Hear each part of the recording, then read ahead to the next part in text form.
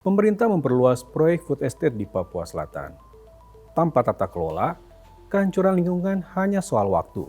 Saya Andri Arfian, dan inilah editorial Tempo.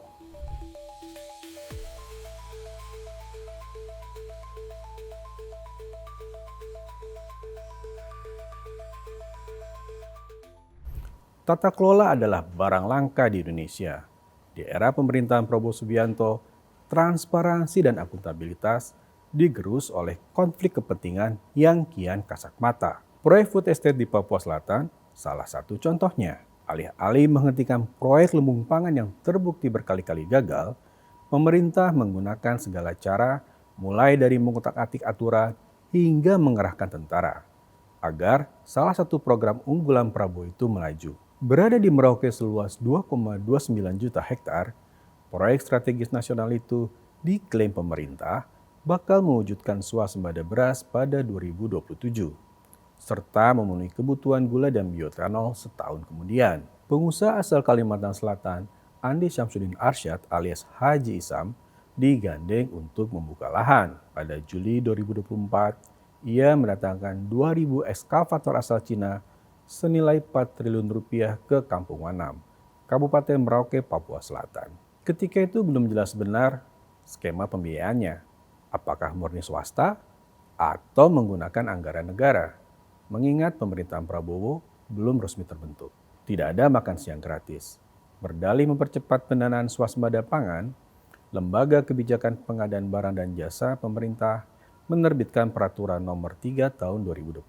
Isinya, pedoman pengadaan dan mekanisme penganggaran atas pengadaan atau pekerjaan yang berlaku surut di kawasan swasembada pangan, energi, dan air nasional. Lewat aturan ini, kontrak lumbung pangan yang sedang berjalan bisa dibuat belakangan dengan nilai proyek dihitung kemudian. Artinya, Isam bisa mengajukan tagihan kepada pemerintah atas pekerjaan 2024 dengan anggaran negara 2025. Skema ini berbeda dengan ketentuan sebelumnya, yakni pengadaan diawali dengan identifikasi kebutuhan yang berbasis pada kajian.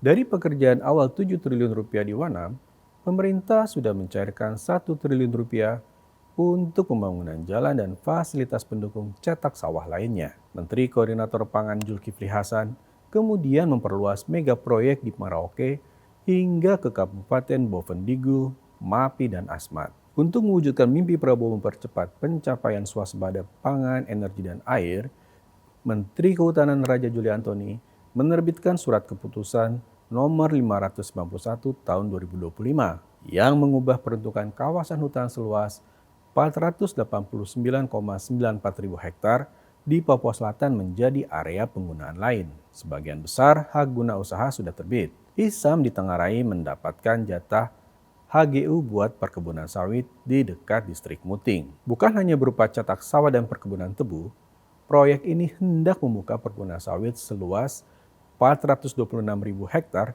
di Bovendigul untuk menyokong program Biodiesel 50 yang 143.000 hektar diantaranya dari pelepasan kawasan hutan. Sisanya merupakan sitaan Satuan Tugas Penertiban Kawasan Hutan yang dibentuk Prabowo tahun lalu. Perluasan lumbung pangan disusun tanpa perencanaan matang yang menjadi prasyarat agar program bisa berkelanjutan dan tidak merusak lingkungan.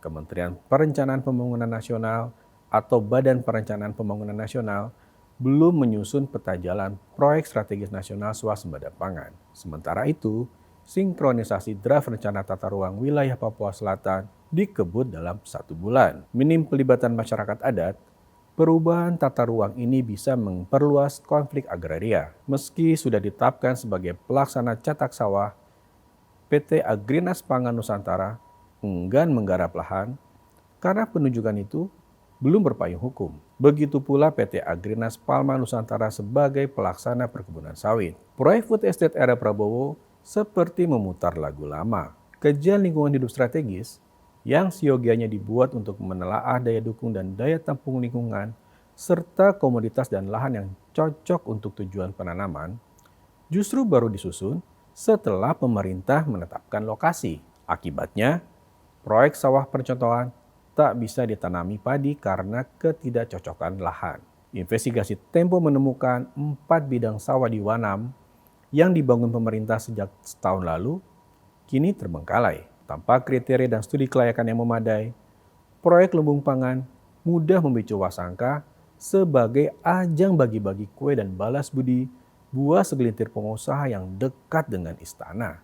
Dengan mengabaikan prinsip tata kelola, kebijakan swasembada pangan dan energi di Papua Selatan menjadi bom waktu yang bisa meledak kapanpun, menjadi bencana sosial dan lingkungan. Simak editorial dan liputan selengkapnya hanya di tempo.co.